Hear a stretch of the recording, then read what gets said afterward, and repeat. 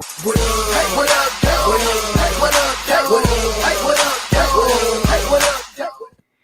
What up, though, Field G's? Welcome to Lukegsfieldreview. We got ourselves a good one here, ladies and gentlemen. I am beyond excited.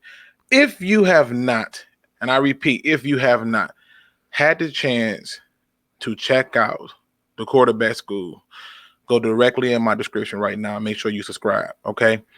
If you have not subscribed to this channel, you're missing out because there is no channel like it on YouTube that is going to give you this in-depth, well-reviewed view from a quarterback's perspective. And if you're wondering who's giving that review, it's former NFL quarterback JT O'Sullivan.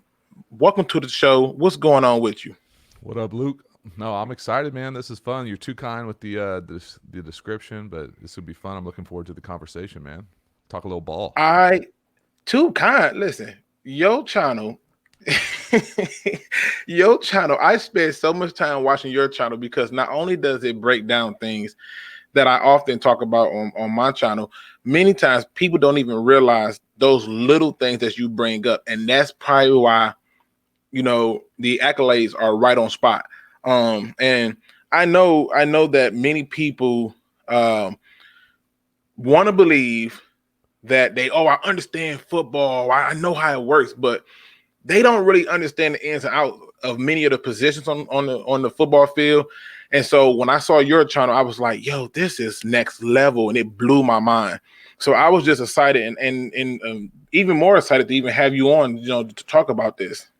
Well, I appreciate it. I mean, the genesis is kind of multiple layers of it. I guess I took a break from ball after I retired or got kicked out of the league so many times. I just needed a break, and I was tired of it. So going back to school and then finishing up school, all of a sudden I had all this free time on my hands, and I wanted to do I love football, but I don't it's not the only thing in my world. So I wanted to find something that I could do on my time, when I get a moment, and really do the content that I wanted to do. I like the quarterback position. I think it's the most interesting, demanding position in sports. And I think, unfortunately, not a lot of people have access to good coaching and good understanding of what's going on. And then I just got frustrated watching a couple NFL games or college games, and the broadcasters would just gloss over things that I was like, man, they're missing this. This is good stuff. And they're not even either they don't have the capacity or they don't see it. And I just felt kind of bummed out. And I was watching games with friends, and they were like, oh, bro, you got to find a way to share this. And so this is kind of the way that I like to share, and I'm having fun with it, and I'm glad people enjoy it, but I just wanted to get better and better. Oh, listen, you're getting better and better. I mean, even your new intro and the way that you change the format where you're off into the corner and you can see it it's beautiful. And you're right.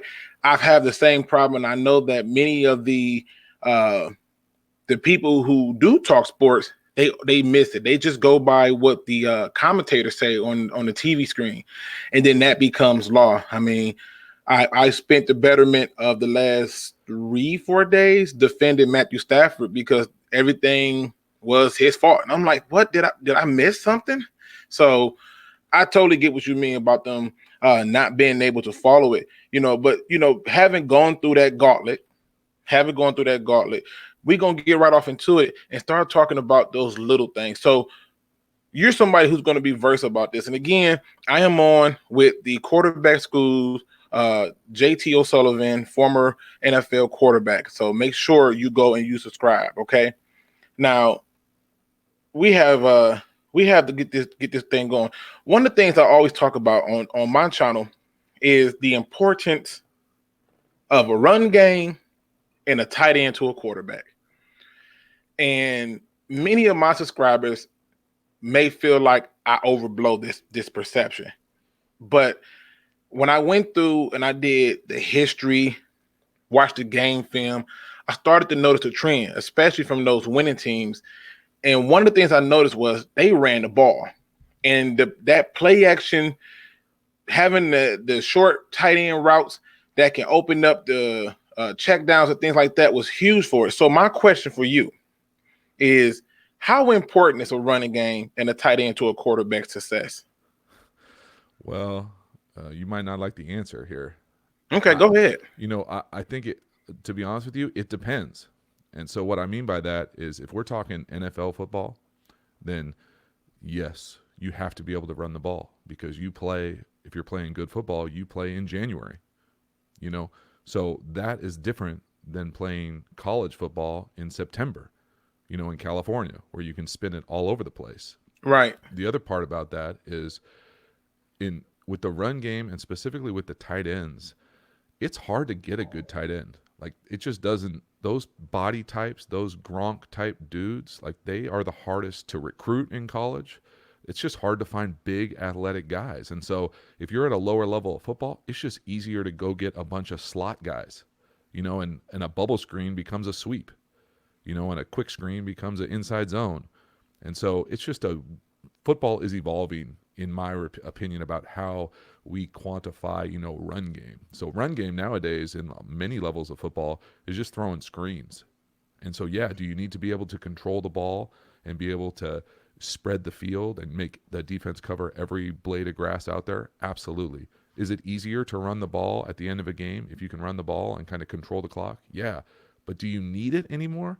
I don't know. I think football, especially at and it's creeping into the league, but especially at high level college football, I mean, there's air raid kind of principles are kind of immersing themselves in big time programs where you're like, God, I can't believe they're doing air raid stuff. Like, yeah, that's just the way football has evolved. It so benefits the offense and what the offense is doing on the perimeter of the field as far as not being able to touch people and the speed and tempo that people get in and out of plays, that it's just changing the dynamics of football. When I think many people think of the run game like back in the day with no face mask and like you could barely forward pass it and it was just important to control the clock, where now controlling the clock doesn't really matter as much as you got to score points. You got to score a lot of points at many levels of football. And so what that looks like as far as with the run game now, I think it varies on where you're at. And it's interesting because I know like the first team the Lions played was the Cardinals, and everything was about air raid. And, I was like, okay, I'm like, this should be easy to defend. And people was like laughing because, when I played middle linebacker, and I was like, listen, if they're going to do certain things, I know what my reads are. I know where my sets are and where I got to sit. And I remember when I played, if a person didn't have a run game, I never even thought to respect the play action. I would just be like, hey, I ain't buying that. They're passing. But yeah, I could definitely see what you mean about the air raid and the way that it's moving, especially in the college ranks. The old school run style is not working no more. I mean, it worked well against Michigan recently, but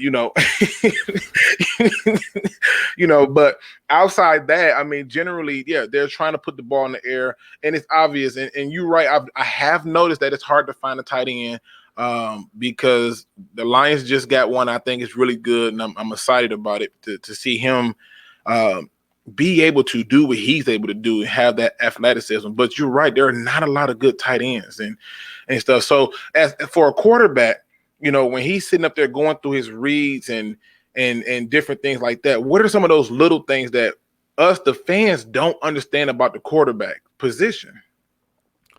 I mean, geez, this is a thick question. I think if you're playing quarterback, I think it's two things. One, if you're playing quarterback. So let's talk about if you're actually playing quarterback. Well, most people think that it's all about, can you spin it? What's your arm strength? When in reality, you throw the ball from the ground up. And so I always look at the base of a quarterback. And what I mean by that is how consistent is their footwork at the top of their drop? And so are they someone who gets their cleats in the ground? Do they have a consistent throwing motion? There are some guys who are just freaks like Patrick Mahomes, Aaron Rodgers, old school Brett Favre, guys who could throw from any platform. But the vast majority of guys who do it consistently at a really high level over years and decades now, they have amazing bases. And what I mean by that is their footwork is always consistent and they're able to deliver accurate balls, consistency in traffic, in like an old school phone booth, like people coming at you. It's not like you're throwing 7-on-7. There are people at your feet every play. And so you have to have a strong base and be able to deliver the ball accurately. I really don't care at all about arm action or what your throwing motion is, as long as it's not like a Tim Tebow, like below the hip type thing, it really doesn't matter. It's it's can you deliver the ball accurately from the pocket, and then you start getting into decision making. And this is where I think just understanding football on a more macro sense, and you don't have to be a quarterback here. This is just understanding ball. Like, it all starts offensively by what the shell of the defense is. So if they're going to come out and play us with two safeties deep, we're probably going to run the ball. They're going to come out and put one safety in the middle of the field, go middle field closed. We should probably spin it because they're going to have an extra person in the box. And so there's just really complicated ways to get you into the best play, and every team goes about it differently, whether it's check with me's, whether it's no huddle, whether it's the Rams and McVay talking to Goff in his ear, telling him what to do. There's any very different ways to go about getting into the best play. But if you're looking at it just from the macro highest level possible, and the bummer about that is when you watch it on TV, you can't see the safeties most of the time. So it's like, if you're going to try to really understand it, then you got to dive into the All-22, and the All-22 is only for the diehards. Like, very few people are going to watch the All-22. Right. But that's the thing and it's hard to get across, because most people who are watching it on Sundays, having a couple beverages, like, they just want to see the big collision and the big play, and they don't really get the strategy behind it. And that's one of the reasons I love ball growing up. I just like the X's and O's of it, and the strategy, and finding where we have an advantage. And then the older I got, the less I really cared about that. And when you're in the league, I mean, to be honest with you, when you're in the league, it's just about, where's your dude, and let's get him the ball as much as possible. I remember being in Detroit. My year I was in Detroit, I was Calvin Johnson's rookie year. Well, he held out or was late to camp for whatever reason, and I was running with the twos, and so he gets to camp and he's in my huddle, and so I'm trying to like go through my reads or whatever in the preseason, and Mike Martz pulls me aside. He says, "Hey, listen, we spend a lot of time on these reads. I don't care about that right now. Throw it 11 feet high to Calvin." So that's just not like, I mean, what you gonna say? We spend all this time going over all these crazy plays, we carry all these plays, and then it's just like, hey, bro, throw it 11 feet to Calvin. And that's what we did, and chunk score. And I had a great preseason, and it wasn't like I was playing any better. I just had an all-pro, Hall of Famer in the huddle. Like, yeah, I'm gonna be better. Like let's not overthink this. It's just football, at a certain extent. Yeah, and it's crazy because, like I said, the breakdown of the technical stuff, I always tell people, like, don't sweat the technique. In other words, like, pay attention to those little things that makes a difference. And one of the biggest things that I notice when it comes to technique with a lot of the quarterbacks, especially like those off-tilter ones, like you said, the Brett Favre's, the Patrick Mahomes, the Aaron Rodgers. You're right. It seemed like no matter how their feet are placed or where their center of gravity is, they seem to be able to line it up with their body to get the ball out. And so those little things, I tell people all the time, you got to make sure you look at those little small things. And you see the first thing that pops up is, hey, JT, what is your opinion on Matthew Stafford? Matthew Stafford is one of those guys that the fan base either love him or hate him, but everything's his fault. The power went out, it's Matthew Stafford's fault. It's raining, it's Matthew Stafford's fault. And I tell people all the time that, quarterbacks is a very hard position to play. It's even harder when there's no protection. So when you're looking at the mechanics and stuff of Matthew Stafford, what do you see, and what are your thoughts on Matthew Stafford?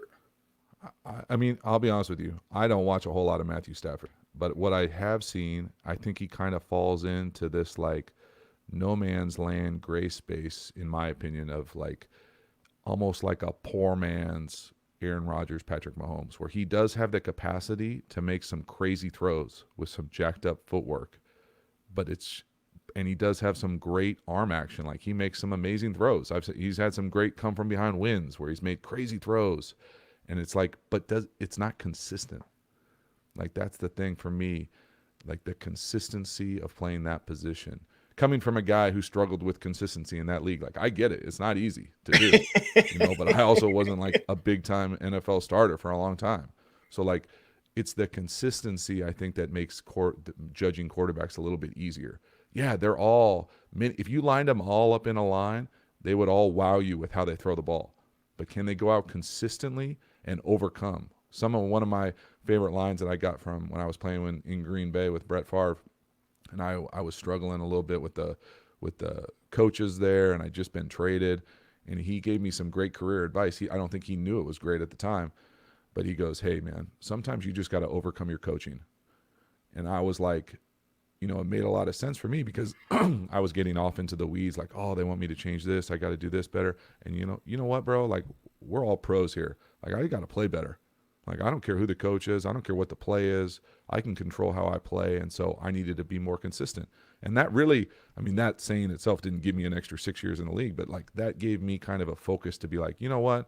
Like, it doesn't matter who the offense coordinator is. It doesn't matter who the head coach is. I can play better, and I can elevate my teammates to play better consistently. And so that's what I think where that gap is for me with him compared to the rest of that division. That division's a beast, man. It's a beast. Like, yeah. And I know Patricia just a little bit from a little time in New England, and he's a unique dude, but he's a smart cat. Like, and finding a way for those two to work together and kind of build what they want to build, without knowing at all what their nuance of what they're trying to do offensively. I think it's a strange dynamic in a really competitive division in a tough city to play that hasn't won in a long time. And so you got you're making up all these excuses, but at the end of the day, bro, if you're the quarterback, if you're Stafford, you just got to play better. You got to play more consistent, and you got to play better. But yeah, is it always your fault? No. But you play quarterback in the NFL. Like, yeah, it's always your fault. Like, yeah. Like, what do you expect? Like, that's what happens when people don't understand the nuance and detail of what's going on. And I'll be honest with you, many of the people in the buildings for the Lions probably don't understand all the nuance and detail going on. There's only a handful of people that can tell you exactly what's going on with the quarterback position, the reads, the nuance, the detail, and what they're being asked to do on a weekly basis. You're talking about the quarterback coach, the backup quarterbacks, the OC, and maybe the head coach. There's just you got to spend that much time to understand exactly what's being accounted for that position on a week-to-week basis. So I don't think anybody can tell you exactly whose fault it is all the time. But if I was evaluating, if I was a Lions fan, I would just want to see more consistency at a higher level. Like, elevate your game. Like, I don't know what year he is in his career. But 11. Yeah, 11. You are what you are at this point. You're either going to take a step and kind of spark the second half, or you're just, you're on the down. So, yeah, and I know a lot of the fans. That's one of the things that I got at least 3 subs who keep me in check every time about this term consistency, and I'm like, hey, it's we're too one dimensional, and I tell them all the time that when you're one dimensional, it makes it even more challenging on the offense. I say, if I know that all you can do is pass, and more pass, it gets rough. So I just look at it and I say, okay, I went through 21 years, and in 21 years of data, I was like, unbelievable at how many teams were top 5 that lost the Super Bowl, and how many teams that were top 5 that lost in the playoffs in passing. And I was like, why is this a trend? And I went and looked at the teams who were top 5 and top 10 in rushing, and seeing how often and how far they went. And I said, well, let me see if I can compare that to the defense to kind of figure out where's the defense ranked and what's going on. And I started seeing this pattern where running the ball with defense in the playoffs was huge, and the passing throughout the regular season was huge. But those same teams were able to have better protection and a better run game. So I looked at those different things and compared it. But that brings me to a very good point to the next question, which is, how important is scheme for a quarterback? Like, is scheme this overblown word, is overrated, or does it really matter for a quarterback? Because one of the things I notice is I try to figure this out when watching people like Jameis Winston, and I'm like, what is going on? Like, some of the passes he makes, I don't even know why he's doing it. But is that a scheme thing, or? I don't know if I can answer the Jameis Winston thing. I will say, I as far as how important it is to the quarterback, it's very important. And what I mean by that is it's not just scheme, because most people in the league run variations of really similar things. They might call it something different, but it's all, many of them, it's just copycat league. Everybody's heard that. But I think the thing coupled with the scheme, and that's really all luck, like where you end up. If you think about it, oftentimes it's luck for a quarterback where they end up. And then the scheme, just as much as it's scheme, to me, it's the relationship of the quarterback with the play caller. And so is that play caller, are they trying to do their thing? Like, is it their offense? Or are they trying to put the quarterback in the best position to be successful as consistently as possible? Because I think it really varies. Like there are, I don't think this is a newsflash, but there are crazy egos in the league. Like there are crazy egos at any job, but it's just magnified in the league because you got money and all this different emotion and media. But this idea of, is the play caller and the quarterback on the same page as far as what the expectations are, what the quarterback does well, what they see well, what their personnel allows them to do as far as run the ball, play action, shots down the field, possession type passing game, pass pro, all those things tethered together. That's why that relationship with the play caller is so important. And then you're not even talking about the actual in-game play calling. That's the other thing. I always joke with when I was in Detroit, the quarterback coach was Adam Gase. And Adam and I would go back and forth about, Mike Martz was he had this reputation for being a mad scientist. Like he's going to run the greatest show on turf, and we're going to pass it all over the place. But the thing that used to bug me with Mike the most is he would take forever to get the play in sometimes. And, it'd be like 9 words, and he'd give it to me with like 18 seconds left, and he'd be like, "You figure it out." I'm like, "What?" Like, it's crazy. Like, just get it in quick. Give me time to operate at the line of scrimmage. Let me play the position, not it be like in a hurry because we're trying to figure out what the exact perfect play is all the time. And so, I don't think this is the reason that Adams had so much success, but I know that it impacted him because when he went to Detroit or when he went to Denver, he was all about trying to give the quarterback as much time as possible, and it sure helps when it's Peyton Manning, as much time as possible at the line of scrimmage to operate. Get the play in as quickly as possible. Those little things about that relationship between the play caller and the quarterback, I think really, really can help elevate and accelerate the trajectory of somebody, as opposed to someone who's going in there, they're going to run their stuff. This is my offense. You do what I want to do it. And I've been, I've seen that too. And it just is a killer, and it's an energy suck. And it kills that side of the ball. But it's all that for a quarterback oftentimes is luck, unless you're a free agent, a big time free agent, and can choose where you want to go. But if you're drafted, if you're a first round draft pick, who your coordinator is, it's just rolling the dice. Yeah. And then you get a career of, oh man, I got a new OC, I got a new quarterback coach, new OC, new quarterback coach. That's a rough battle where you look at a place like, New England, and those guys have been together forever. Yeah. It's just like, yeah, we thought he was gone and he stayed. I was like, what just happened? But then, you see the flip side too. I was with Mike McCarthy for 3 years in New Orleans when he was the offense coordinator before he took the Green Bay job. And like you see that relationship with Aaron over 12 years deteriorate. And so, yeah, it's a work relationship. It's a professional relationship magnified with crazy cash and power. But oftentimes, you see the ones that thrive are the ones that respect each other and help each other. I think that's the thing that always gets me about New England, that I love my time there, my brief time there, was everything they did was about winning ball. Like they wanted to get better. Everything that they were doing scheme-wise, on the practice field, in the meeting room, nutrition, it was all about winning ball, man. There was no BS about, you didn't feel like you were wasting your time with anything. It was business, but it was locked in and it was a lot of fun. Man, that's awesome. I mean, again, we are on with the quarterback school, and the gentleman behind that brilliant channel, the former NFL quarterback, JT O'Sullivan.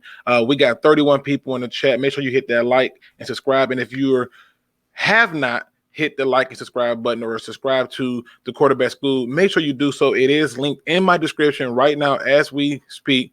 That is huge. It's very huge. I'm telling you, this guy makes some amazing videos, and he brings up the things and talks about the things that many people won't talk about, especially outside of the NFL walls. Everything is so PR.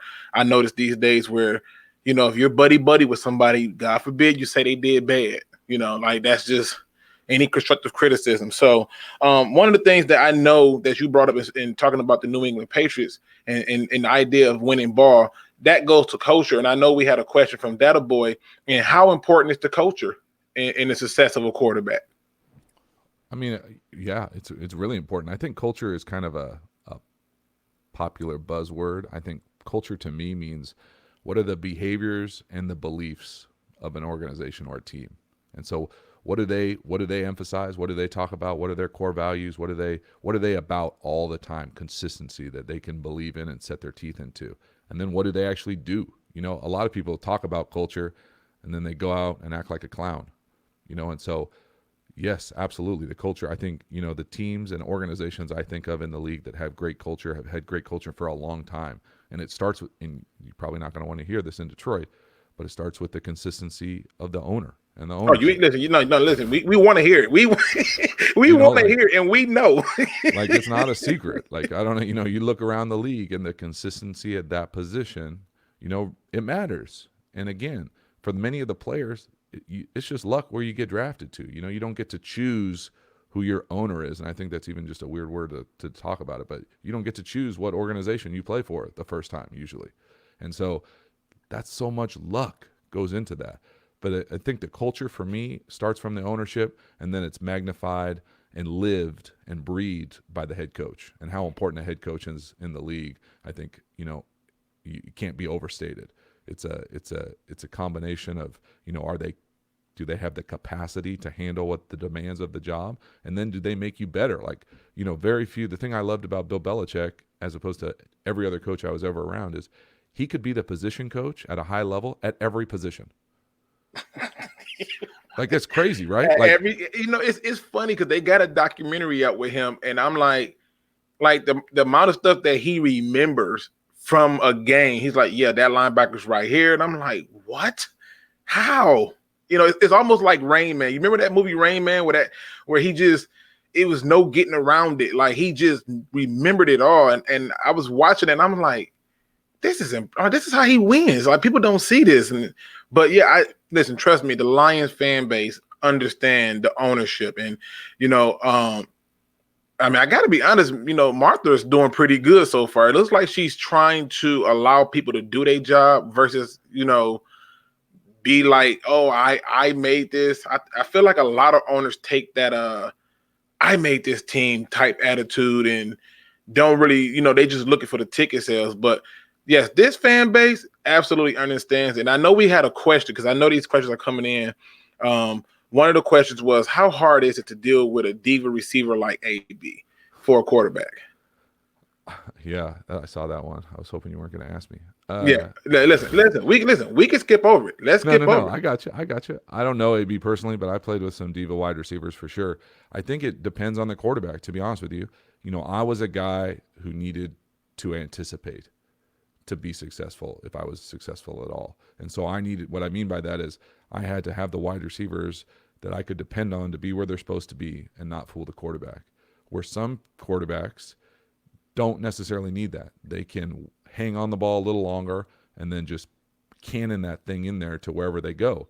So, for instance, like I think of like Roethlisberger or Carson Palmer when he was healthy, before he wasn't healthy. You know, him with Ocho. Like, Ocho, playing with Ocho for a little bit, that dude, you knew he was going to be open. Like, yeah, he was going to be open. But the thing about it is he'd be standing with, like, waving his hands, doing jumping jacks wide open on the sideline. But, like, yo, you had a post.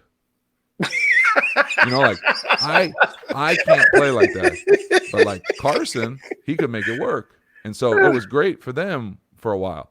But, like, I would throw the post and it would get picked and they'd be like, you're terrible. And I'd be like, well, I can't run the post for him.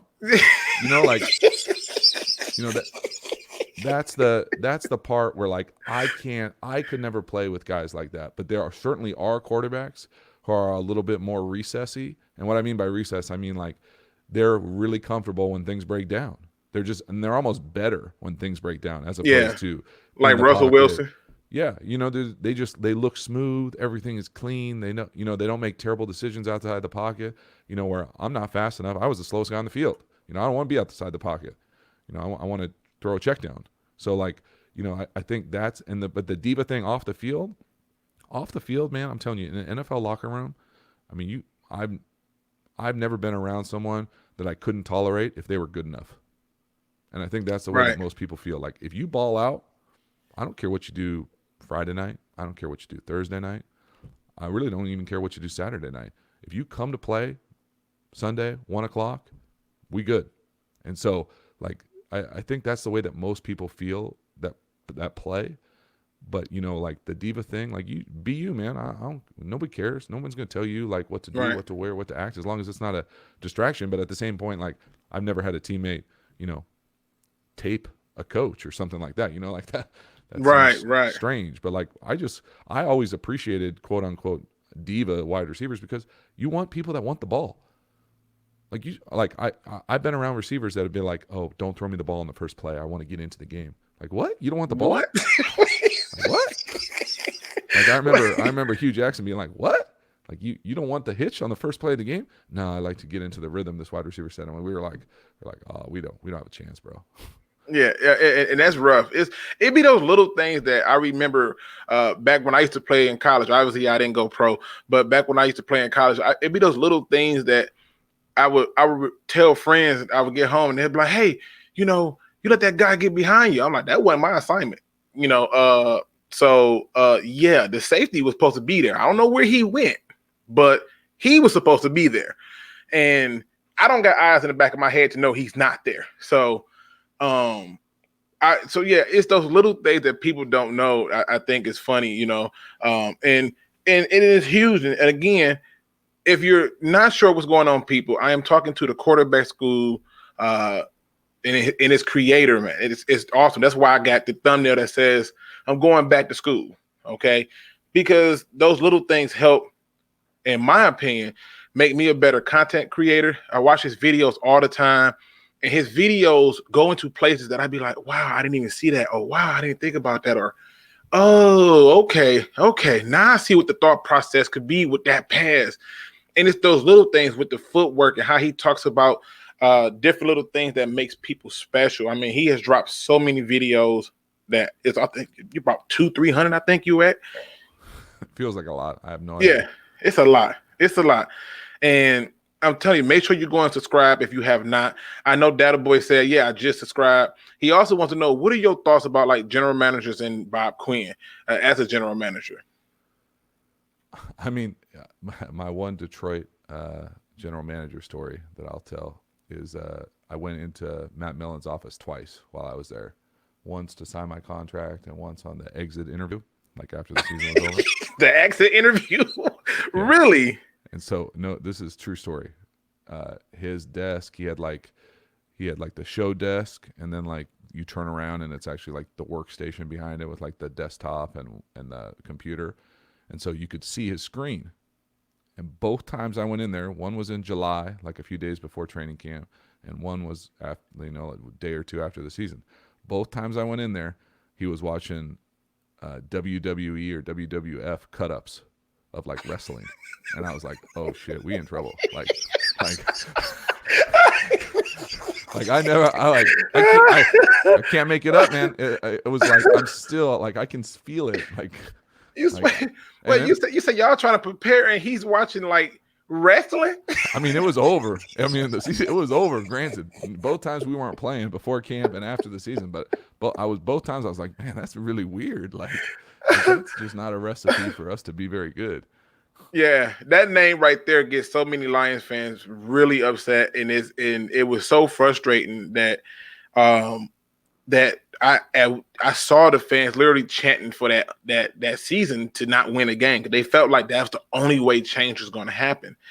And I was like, this is crazy, you know. And I'm a huge fan of Bob Quinn myself. I'm like, listen, I can see the difference in our talent just off of the moves he's making. And I said I could tell the difference in how he works with Matt Patricia. And I see a lot of questions coming up, opinions on Matt Patricia and stuff like that. But those little things, I'm telling you, it's funny you bring that story up, because I remember my position coach in college. He was he was different. And he was watching synchronized swim one day, trying to get me he was trying to tell me how to do this coverage. And I'm like, but we watching synchronized swim. He's like, yeah, you got to be like the swimmer. And I'm like, this makes no sense. Like, what are you talking about? And he's like, you know what? Just come back in a few minutes. And I'm like, so you could finish synchronized swimming watching? Like, what is this? What is this? So that's crazy to think that you would go in there and he's watching wrestling. I can believe it. That guy's name is really bad in Michigan. People was mad when he went back to TV, was commentating on games. They was like, no, what are y'all doing? It was crazy. So I totally get it. Now, I know that people want this question about Matt Patricia. I mean, how are you feeling about that? I mean, what are your thoughts on Matt Patricia? My thoughts are he's learning on the fly as a head coach, but I love his ability to improve and adapt that defense. Because I've seen games where he's like, bump this, I'm talking to the defense, and they come out and respond. But your experience or your thoughts on him right now as the head coach for the Lions? I'm a huge Matt Patricia fan. Like I love smart people, and like he's one of the. Anytime you're the smartest person, you walk into the room, I think that's somebody that you want in your organization. Now, are you learning on the job? Yeah, but so is like 66% of the league. You know, like, 66%? I mean, a lot of them, right? Like who? Yeah. I mean, how many new head coaches, first-time head coaches, are there? Like, what? There's no age qualification. There's no, you True. have to have done anything. Like now, it's just like get the smartest person and build an organization around and a structure that can develop and get some better players. I mean, it's not like a secret sauce. Like you want the smartest people and the best players, and then you gotta put it together. And so he's seen it done. I think. The Patriots, everybody who's left the Patriots maybe hasn't had quite the success that they've had with the Patriots, obviously, because it's impossible to do that. But the idea about being able to find your own identity as a head coach who comes from that tree, as watching other people fail, thinking of back in the day, guys like Charlie Weiss and even more recent people who have gone and suffered and then come back like Josh, but like, I think they all learn from that, and Matt's probably one of the smartest guys to come out of there. And for him, there isn't another guy that I can think of that I would want to kind of rebuild and build up a defense, and not even be able to build up a defense. You have to have that's the thing is as an NFL head coach, unless you're Bill Belichick and have done it for 20 years, like you come with one side of the ball expertise, like you are an expert on that side of the ball, but you also have the capacity to hire someone who can challenge you on the other side and make you better and be able to hold you accountable with something that's not your expertise. And then you need to grow really fast as far as an in-game manager. But it sure as hell helps if you're really smart to be able to do that. So like, I want the smartest person in the room to be the head coach. And so I think like that's a great hire. There's obviously he and Bob Quinn have a relationship where they probably have worked out exactly what that interaction, that iterative, relationship is like with the head coach GM, and they're just building. And it's too early to tell, but I'm excited for Matt. Yeah, I got blasted by a lot of Lions fans for saying the Lions can go 11-5, and they're like, "What do you mean?" I'm like, "Listen, I just see the matchups. That's all I'm looking at. I'm looking at the matchups, and I'm like, I see the different little things, and certain things are just lining up in the stars. Surprisingly, the injury bug has been real bad recently. So I'm like, their opponents are hurting. These are games that it would be the opposite way, and they flip. And you got people here dying about this WWE story. I mean, MicroMike, he's another YouTuber. He's a part of the Detroit Sports Alliance where he's with talking the different sports and alliance and stuff, and he reads, JT, please do a film breakdown of WWE. He's dying laughing. Like this is hilarious to him. But that's a good one. I got one of my best videos last year with all the views was my April Fool's one, and so I need to start thinking of something funny. So that might be it this year. I'm telling you, that would be funny to sit there and do WWE and be like, wait a minute, what? Like, yeah, watch as he body slams him. Just like, hey, watch this clothesline. He has to have perfect stiffness in his arm to get this to go right. Okay, if he doesn't, it's not going to work. Okay, and just that would be hilarious. And again, we are talking to the QB Schools former NFL quarterback JT O'Sullivan and former Detroit Lion quarterback JT O'Sullivan. So this is really cool. I know a lot of questions are coming in, so I know those who are listening, I'm not going to be able to hit all your questions. I do apologize, but I'm just not going to be able to hit every single one of them. But one of the things that I want to kind of get into a little bit is your channel. What should people really expect to see coming from your channel? Because in my eyes, I don't think there's nothing else you need to do. I'm sold. I'm a fan. I'm watching every video. I'm on your notification squad. My bell goes off. I watch. What do fans know? Like what do they should expect from your channel? I mean, I'm just really the model that I use is, what would I want if I had never played in the league? What would I want to know?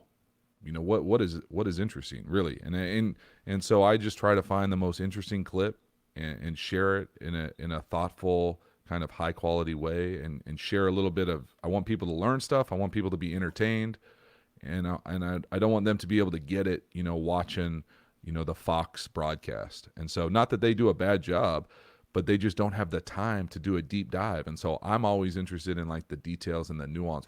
What's really happening, not just the gloss over like, oh, look at the big play. Like, yeah, but like, how did it happen? What was the, you know, how did they actually make it happen? And what did it look like in game? And so that's the part that I always found really interesting. And it's really like, you know, being in a quarterback meeting is kind of what I kind of hope it's like. And so people always wonder, you know, what's it like to play quarterback in the league? Well, it's like this. Like, this is what you do for every play. Now, I'm not going to do it for every play because we'll be here all day. But like, I try to pick the best plays and really go over it exactly how you would be coached if you were in the league. Like, that's exactly what would happen. Not that, you know, I would be the greatest coach in the world with that regard, but like, I've been coached by enough different coaches to know that this is a general overriding principle on these type of plays and this type of situation, and just try to make it interesting. And to your point, you can't get it anywhere else, hopefully. You know, there's a bunch of people who do good stuff on YouTube. There's some people who do some not great stuff on YouTube. But like, I just want it to be unique, interesting, entertaining, and it's a way for me, you know, it's therapeutic to still do some football without being, you know, at a training camp, you know, or being a coach somewhere, moving around, worried about getting fired. You know, like, I get to do this whenever I want to do it. Like, I want to do a video today, I'll do a video. I want to do, you know, jump on and put my face on and answer questions, I'll answer questions. Like, I like to have fun with it too. I think the sarcasm is funny. I think it's fun to like get on people about different comments. And so I have fun with that stuff. I don't want it to be boring. You know, I respect people's time and want it to be meaningful and want it to just get better and better. But really, I'm looking for providing unique, detailed kind of deep dives in what I think is the best position in sports. And I'm telling you, listen, the thing I love about your channel is it's authentic. Like, I didn't even know who you was. Like, it's so funny. Like, I literally did not know who he was till he changed his intro. Okay. If he never changed his intro, I would have just been going, this guy's got to be a coach. That's all I kept saying, because I was seeing the little things that I'm like, that's how coaches talk to people. That's those things that they're not talking about on TV. And I that's what I loved about your channel. That's why I was like, hey, we got to collaborate. I know people. I didn't even know until that I saw your face and I was like, wait a minute. I'm like, is that? And I'm like, let me just try to see if I can go back. And I look, even your Twitter just said the QB school. I'm like, oh, nah. And then I saw the little tag and I was like, you got to be kidding me. That's why I told you don't judge me. I said, don't judge me. I did not realize it. Okay. No judgment, man. No judgment. Yeah, I just enjoyed your work. I think it's phenomenal work. You see, people are saying like, I just subbed. There's going to be a whole bunch more people who get off work who listen to this who's going to come and sub.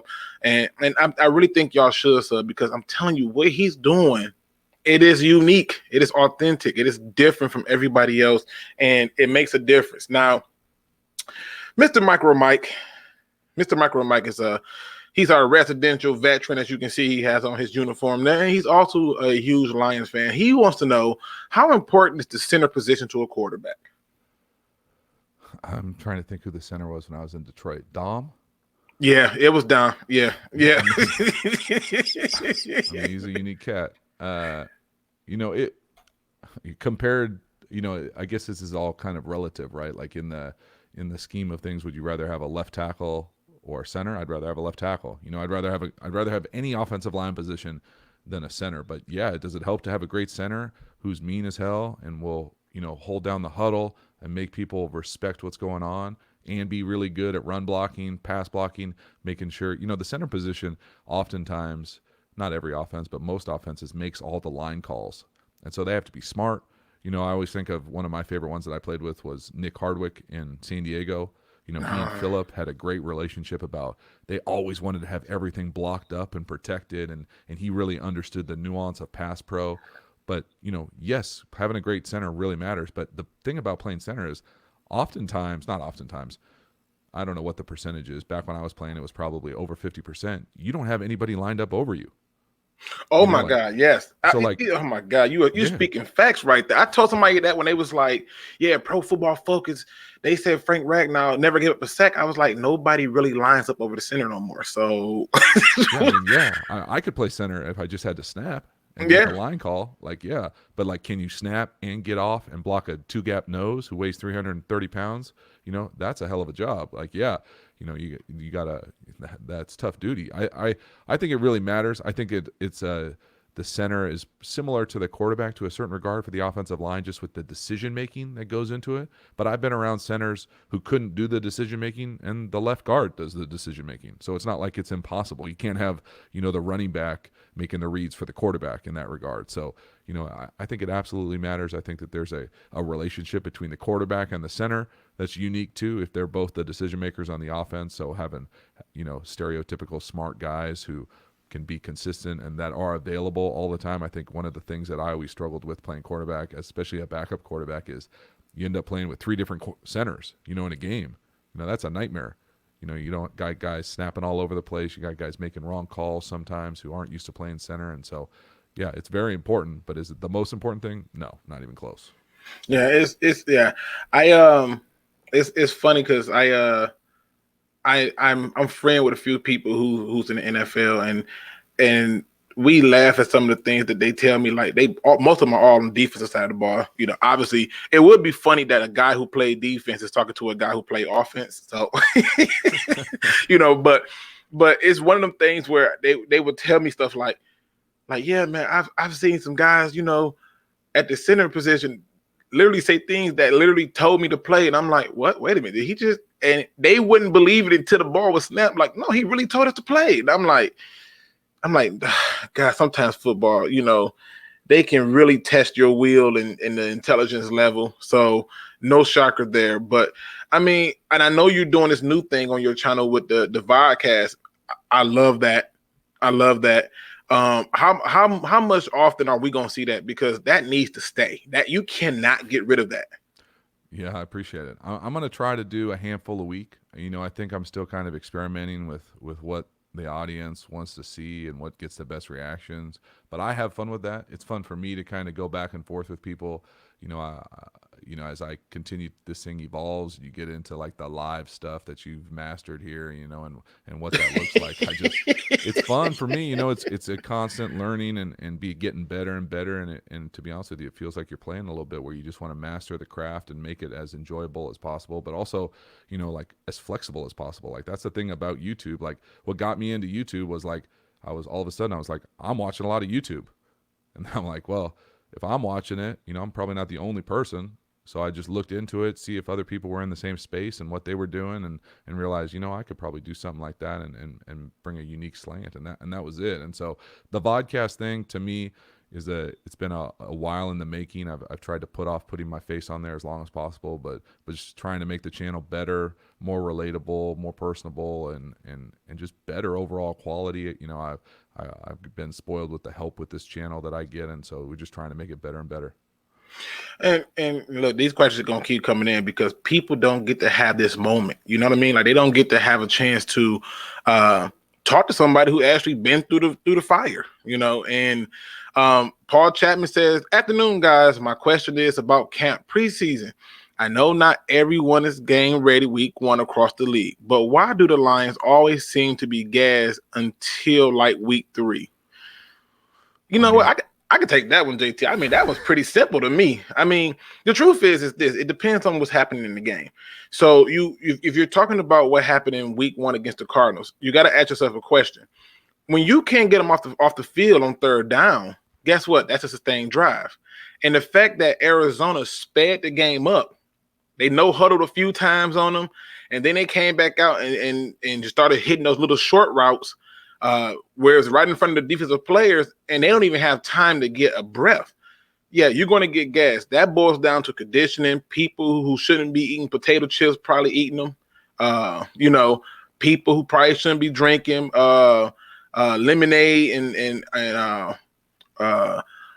Arnold Palmer's are probably drinking that stuff. So that's what you're seeing. You're seeing guys who just were not conditioned for it. And as they go forward, the conditioning gets better as the season go on. I mean, would that be a fair assessment, though, JT? That fair? I mean, I think it's fair. I think the thing that I would add to that is just, I think camp has evolved. But camp has evolved. Like, it's not quite the same thing it was back in the day as far as double days and the conditioning. Now, that being said, the off-season stuff has gotten way better, and guys take it way more serious as far as what their body takes into and the fuel and all of those things. But at the same time, you can't get ready for football without playing football. There just isn't a way to do it. I think coupled with that, the other thing, and this is going more back to scheme-wise, is we start to see the air raid kind of hurry offense continue to kind of show its face in the league.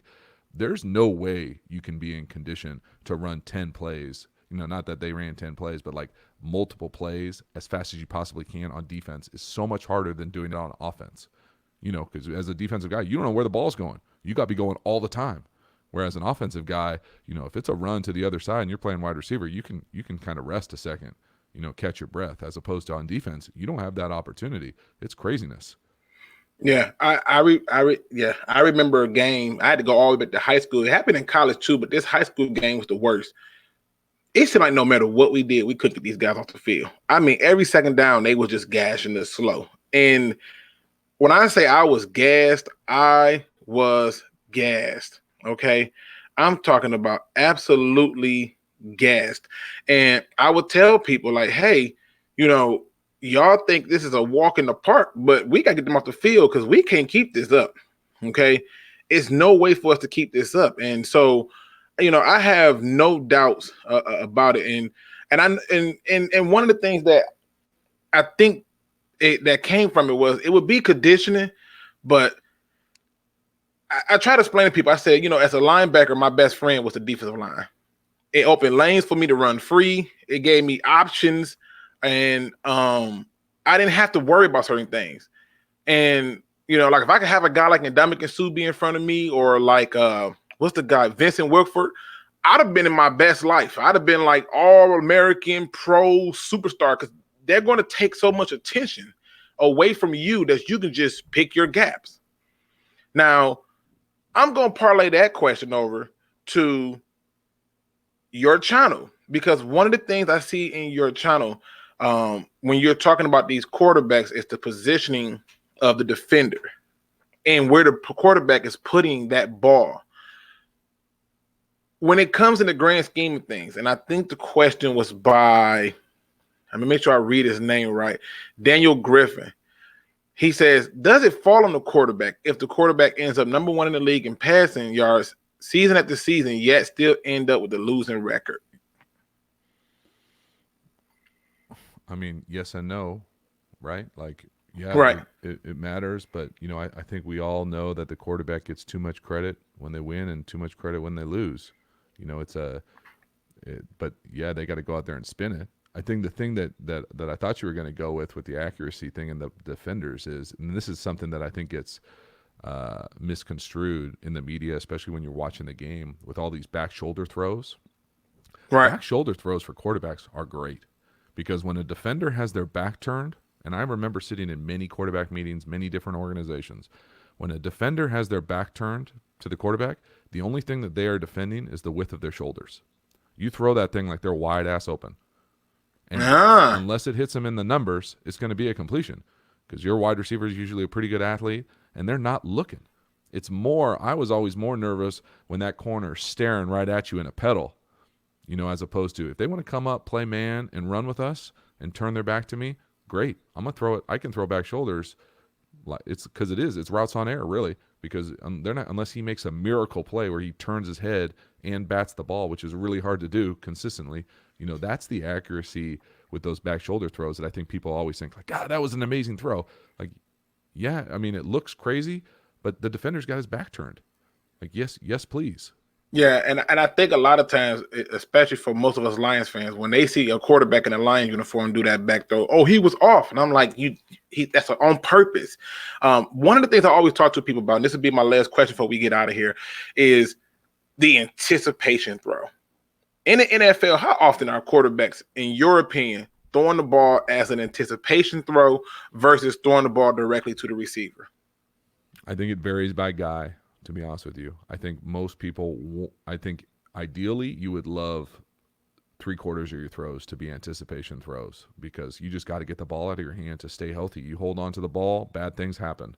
Yeah. And so, Yeah. but at the same time, I also think it's one of the hardest things to learn because you're not really asked to do it very often at lower levels. And so you get up and it's a lot of discipline, detail, understanding how footwork is tethered to route combinations, being able to visually see the coverage and then anticipate where the ball has to go, matched with the timing, tempo, and accuracy of what we're being asked to do. And so it's the hardest thing.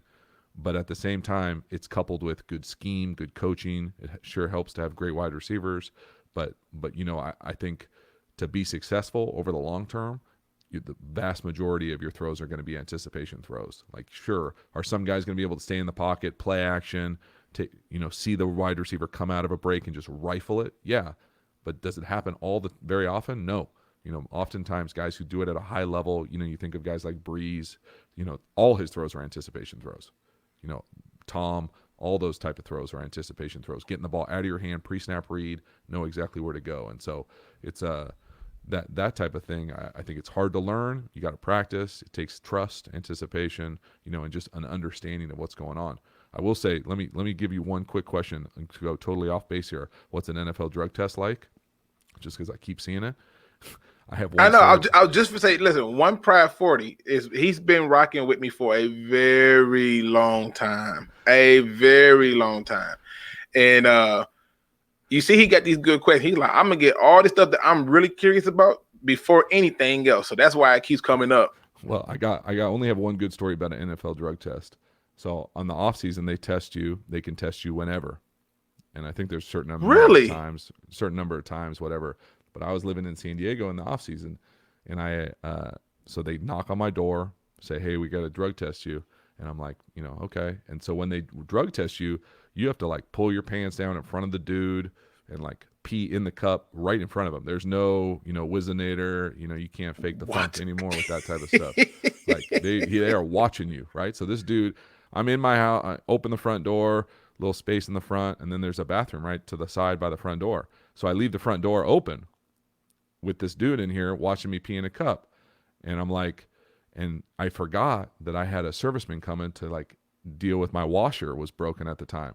So the front door is open. So this old retired cop watching me pee in a cup, all of a sudden this other dude walks in, the repairman for the washer.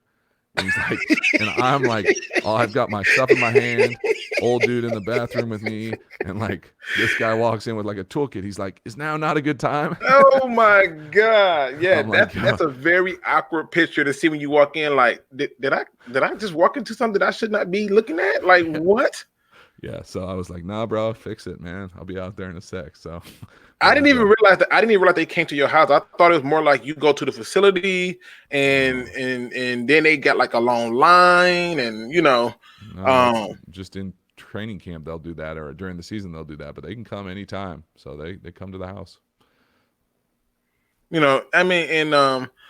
It says, when and who did you play for and what's your real name? His real name is JT O'Sullivan. He played for the Detroit Lions. He's played for the Saints. He's played for the 49ers. He's played in the pros. NFL Films did a nice thing where they came in and did a little piece on all the teams that I played for. So that's probably where I send people the most when they ask me that. Is that on YouTube? I got to go look that up. Nonetheless, if you have not subscribed to the Quarterback School, there are three people, and I'm telling you, these three people, I love their work. The Quarterback School is right up there for me because what he do, I'm telling you, is so authentic. The other person is Jackson Kruger Sports. You ever check out his channel, JT? I've seen it pop up a few times, yeah. You will love this guy's work, man. This guy, he has me rolling, and I've did a video with him. He's cool guy. I love his work. And the third person is the Bottom Line View. He does a very good job. And most people know who the DSA, aka Detroit Sports Alliance, which is something that was created to kind of create a community for Detroit sports fans because our media is absolutely crazy. So that's the thing that I look at and I go, okay, we got to be better because, when I get hung up on, then, now you're trying to censor because you don't want me saying things that is true. But one of the things that I definitely want to do is just to let you know I appreciate you for coming on and doing this. We got to do this on your channel because I can give you 1,000 ideas of things that you can do on your channel that I know people will love because they don't get this insight to be able to talk to you, somebody who's done it, who's been through the gauntlet. And this is a huge platform. So I really do appreciate you for coming on and doing this with me and even talking to my subscribers, man. This is awesome. Appreciate you so much. No problem, man. It was my pleasure, Luke. Man, that's it for now, ladies and gentlemen. I know you guys got a bunch of questions and things like that. Like 140, you see 140 is not playing. He's like One Pride 40. He's like, look, do all players have planned out workout and meal plans given to them for strength and conditioning coach? Yes. I knew the answer to that, but yeah, you can answer it because they do it in college. I had it in college because when I came into college, I was about 235 and they wanted me to get bigger. So I got a whole lot of grits and oatmeal. Like, God, like I literally can't eat oatmeal to this day because they literally like, yeah, you got to bulk you up. I'm like, what does oatmeal got to do with this? It's good for you. Can't stand it. So, but ladies and gentlemen, Mr. JT O'Sullivan, former NFL quarterback and one of the best YouTube content creators out there, if not the best in terms of getting you the ins and outs of understanding your quarterbacks in the NFL. Go check out his channel, The Quarterback School. Phenomenal channel. I won't even bring up people's channels if I don't even like it. I'm being honest. I love what he do.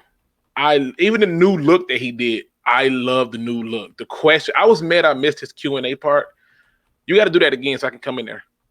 Hey man, I just picked my favorite one, so just drop some funny in there. All right, I'm gonna do that. I'm gonna do just that because I gotta get in there. I gotta get on that. Okay. So that's it for now, ladies and gentlemen. As always, I like to leave you guys with a good piece of advice. If you don't believe in yourself, no one else will. Be your biggest cheerleader. And with that being said, don't be no chump. Please do your research. We out.